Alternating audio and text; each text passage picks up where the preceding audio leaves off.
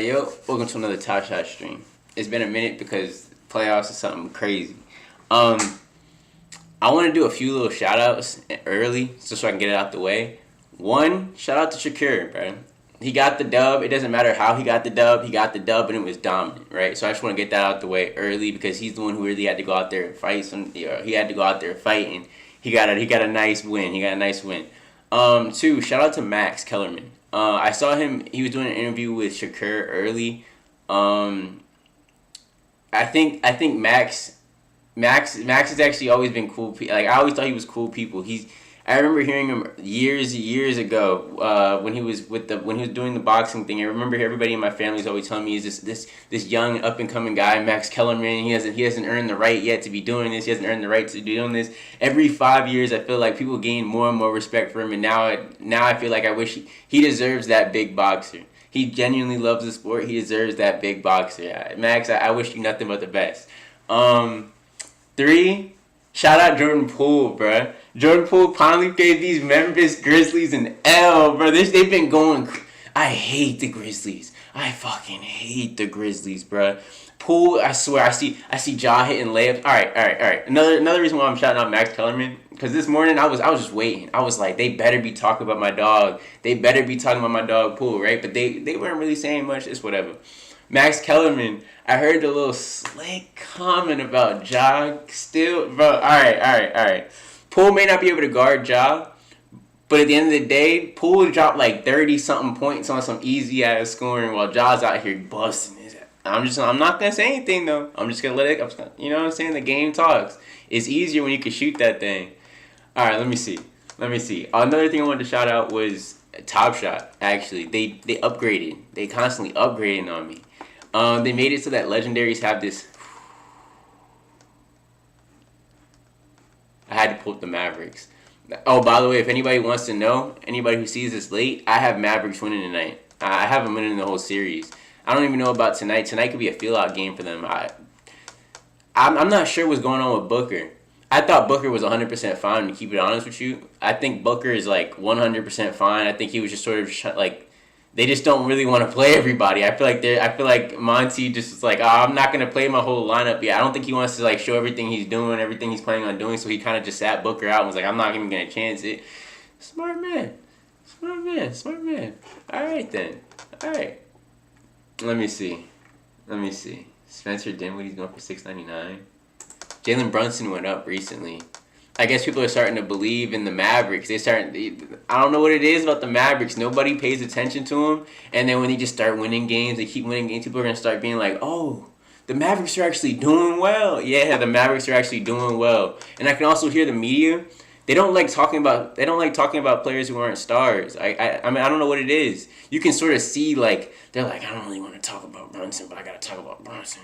I don't really want to talk about Poole, but I got to talk about Poole. Like, you could just feel it in them. They don't want to do it, but they have to do it because these boys have been performing. You could just feel it in them. They're angry, but it's all good. Hey, bro, y'all doing y'all thing. I'm gonna show some respect to Ja because this man pissed me off last night. He started putting some fear into my soul. He was hitting some walk-in threes. It's not like I said. He doesn't have to hit 90 deep threes. It was just that the fear he put into the other team by just hitting walk-in threes, hitting step back threes. Not even like a real step back, but just comfortable pull-up shots that you're taking. That you should really be able to hit, right? Ja's just doing it. I was starting to get a little scared for a second, but then. Maybe it's just me, but like something about his shot just makes me be like, okay, he's probably gonna miss one of these, and then it was in the corner. I remember like he was barking at Kuminga. Shout out Kuminga, bruh. Shout out Kuminga. I know what Ja was trying to do. Ja was trying to get in Kuminga's head, pointing at him, talking about he can't guard me, but in reality, Kuminga was really out there hooping. Like Kuminga was out there hooping. Nobody pays attention to the fact that Steve Kerr, you're a great coach. Everything I said before, I was wrong. Steve Kerr is a great coach. I was worried. I knew that whatever lineup he threw out there was able to deal with the Grizzlies, but that lineup was shorthanded. Like there weren't going to be that many subs. He had to do rotations perfectly. Steve Kerr did rotations. Steve Kerr is a genius. Poole. Again, these players aren't going to see this bullshit, but it's just like I see it, bro. I see what these niggas are doing.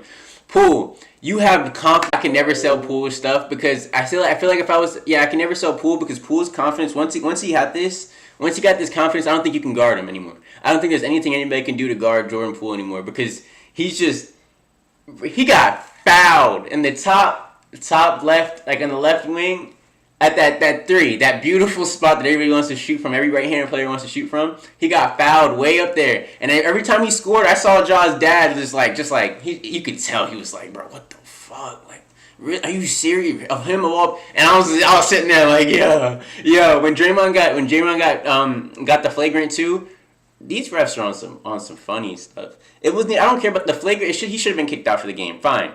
If they're gonna say he should have been kicked out, I'm actually okay with it. I'm not gonna go back and forth with the call that can be argued either way, right? Fine.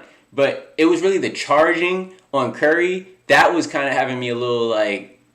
But I stuck through it. I was like, y'all just gotta play. I just kept watching. Another thing, Stephen A has no real faith, bro. Stephen A got no faith in these boys. He's gonna sit out of nowhere, just be like, oh, Poole's nice, out of nowhere, right? Out of nowhere, be like, Poole's nice, right? But then, hey, where's the faith at halftime? Oh, Draymond's suspended. Oh, Jaren Jackson's hitting threes. Good luck. Like, what kind of faith? What kind of faith? This is why I like Max Kellerman, because he like all of his picks and everything he always said was like coming from his heart, bruh. The Andre Iguodala thing, he's never gonna hear this, but he doesn't even know that we act like, for me, maybe this is just a me thing, but when he said he would take Andre Iguodala for that last shot, I was rocking with it. Not because it may have been wrong, obviously, but I knew why he said it. He was passionate about what he's seen. He saw Andre always making clutch plays, getting fouled playing against OKC at the last shot, and taking those free throws. Always hitting a corner, like, bang shot. Like, he had... Outside of that, I feel like Bane was off. I think he was... No. They didn't really even... He didn't give as many touches as I thought. He had some... No, Bane was doing... Bane... I saw that 1-3 in the corner, bro. Ooh, that... Ooh. You got blocked trying to... I know what you were trying to do because that's this... Bane got it figured out, bro.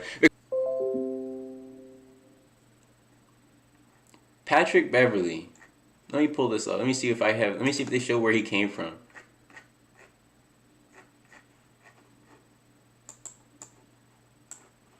Player stats. Are they gonna show where Patrick Beverley came from?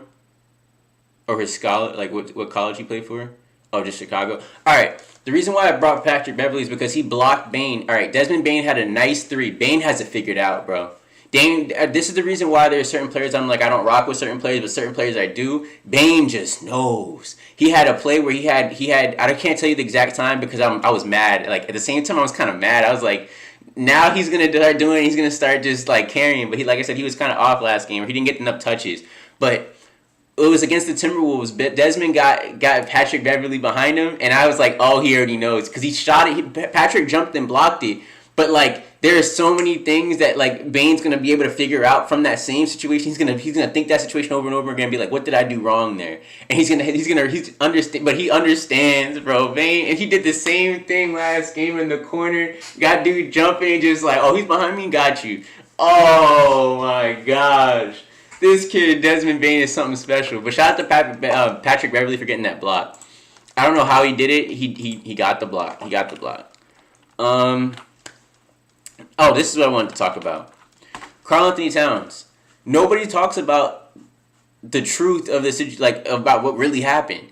Cat put in work, regardless of whether they lost, right? But if you paid attention, Cat was doing everything he could to win. He was willing to make adjustments every time. The first game, he was too aggressive, right?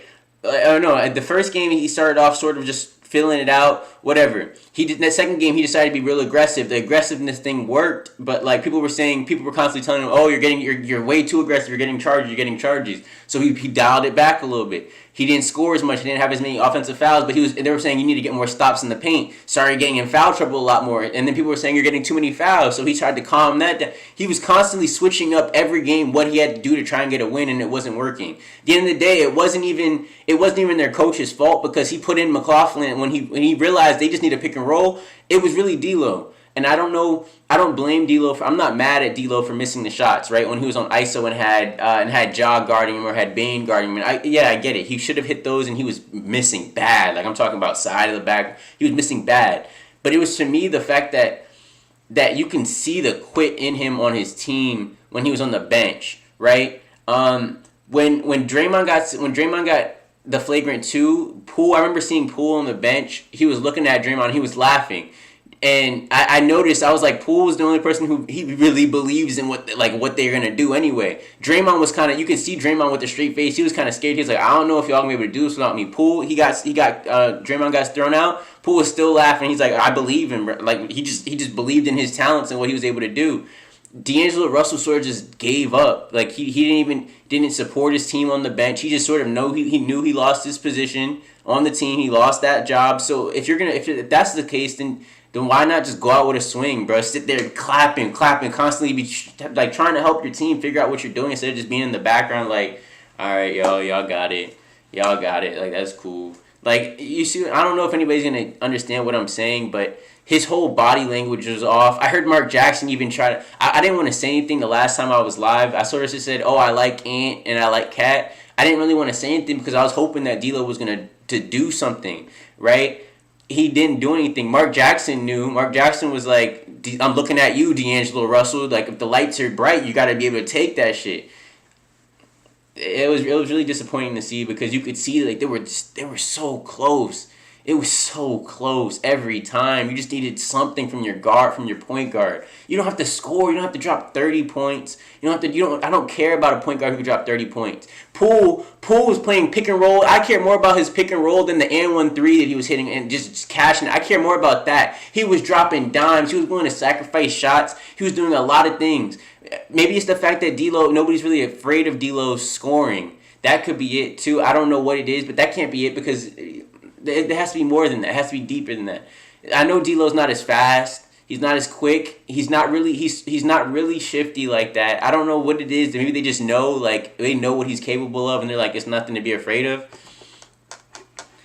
I'm sorry, Minnesota. Y'all know what the problem is. You know what the problem is. It's just you couldn't really fix it in the playoffs. You can't tell D'Angelo Russell be better. Like, the Cat is a dog, though. They were on him. They were on him for taking a deep three. But if you're watching the game, as soon as McLaughlin gets subbed in, right, they're running the pick and roll perfect. But you can't have. The reason why I'm saying it's not even on their coach 100% because you can't have him in there the whole fourth quarter and expect the other team's coaches not to make adjustments and be like, all right, they're really gonna leave this dude in. Let's make like you see what I'm saying? Like he made the adjustment. He did everything perfectly because it was working. He subbed in McLaughlin. He was like, all right, let me switch out D'Lo's role with McLaughlin and everything in the offense started running well. It's just you can't leave him in there the whole game. I know I'm going on a rampage. I'm rambling with this. It's just that this team is a good team. Ant was putting in work on his jumper. He was putting in work. I see his entire form is starting to change. He's confident. Like he's really confident. If Ja could do that, Ja was hitting a lot of shots and stuff like that. But like I can tell the difference in like the amount of work that Ant put into his form. Ant really is working on his shot, and I saw he was taking him and Trae Young were both taking bad shots, right?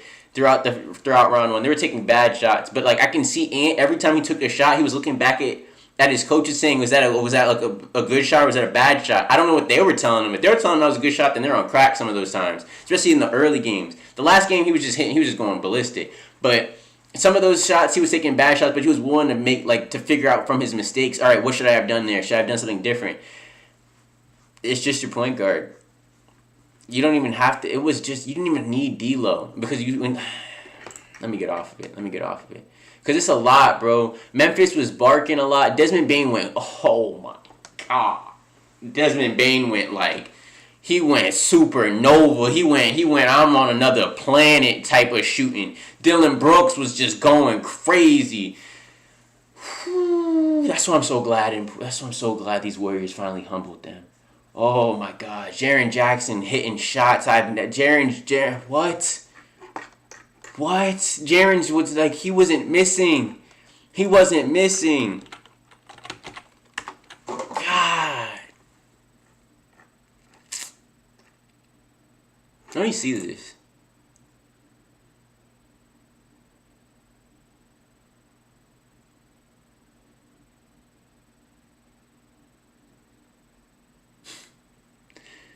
I got a lot of respect for this Memphis Grizzlies team. Oh, also, I don't think anybody's gonna see this. Like I said, the only person who's really gonna see this, RK. I don't know if you're gonna agree with this, RK, if you see this, but is the whole like, do you see past like the whole thing with Ja's father? Like, do you see what? I don't know if it's just me, but do you see like what's going on here? Like, I rock with Ja as a player. Like, this playoffs has really made me respect him. This man really had an open layup again at the end of the, and I had to sit there and do a deep dive as to how the fuck this is happening, and I understand now. This man has some long arms.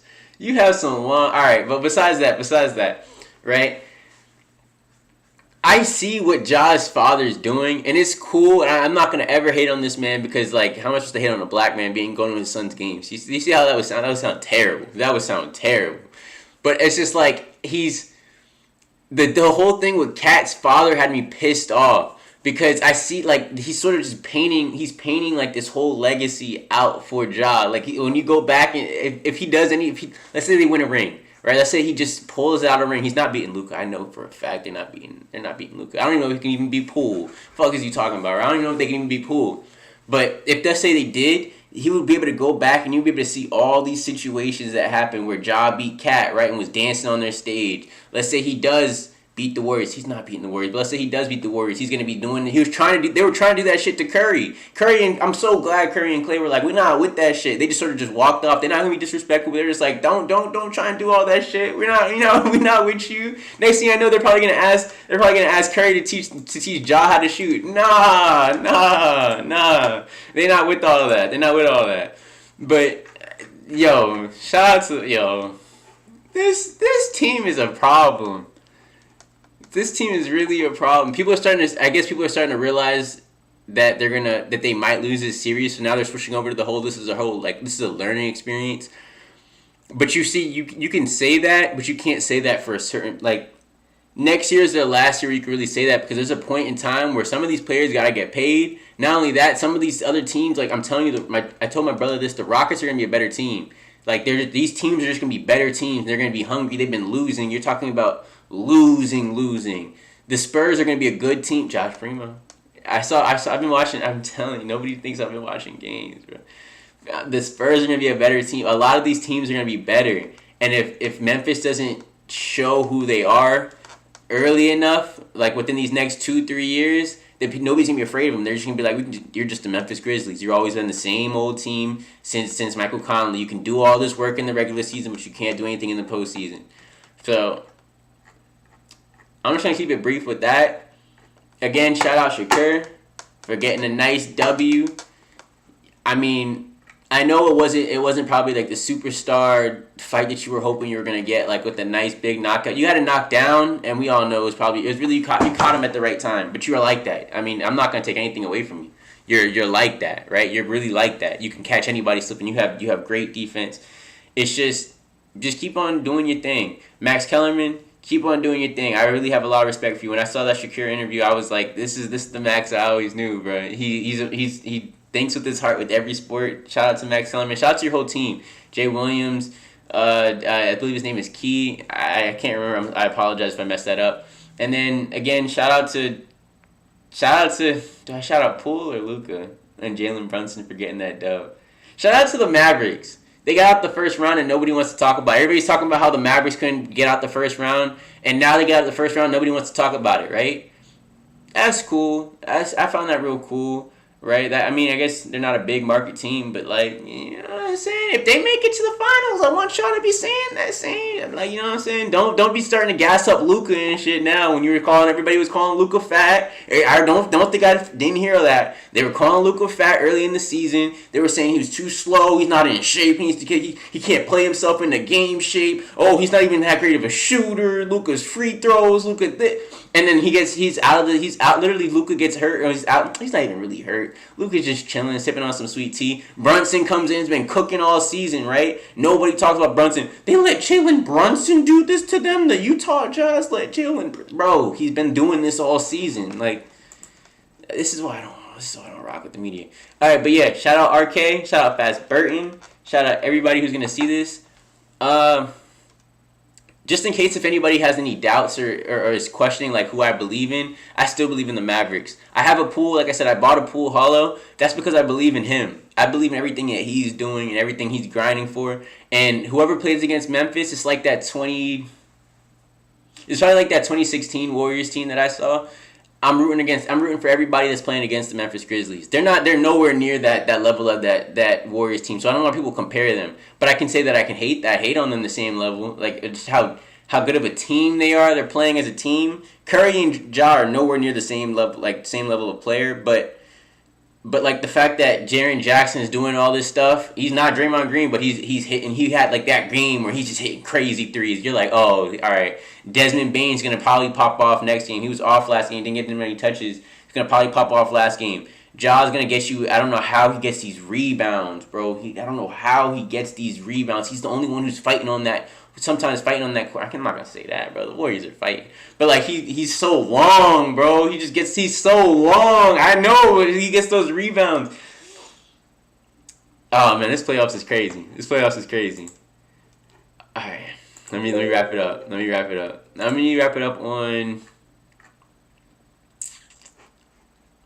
We're gonna do it on Jordan Poole. Since Max Kellerman wants to sit there and talk about some Poole can't guard Ja, we gonna wrap it up on Poole because he's still hitting them threes deep like Ja can't. You know what I'm saying? I saw the and one. They didn't want to call it. I'm telling you this. They didn't want to call it, bro. Poole has that fight. He didn't even airball. He just hit the side of the backboard. And I told my brother then again. I said if he keeps shooting it, he gonna hit it. It doesn't matter. You can see he wants to hit it. He pulled that. Oh, Ja, you left Poole open. Why? Why'd you leave Poole open? You ran over to Curry and stayed on Curry. You left Poole open. You talk about some you can't guard him, right? Kuminga can't guard you, but you just leaving this shooter open like they leave you open in the corner. All right, bro. That's crazy.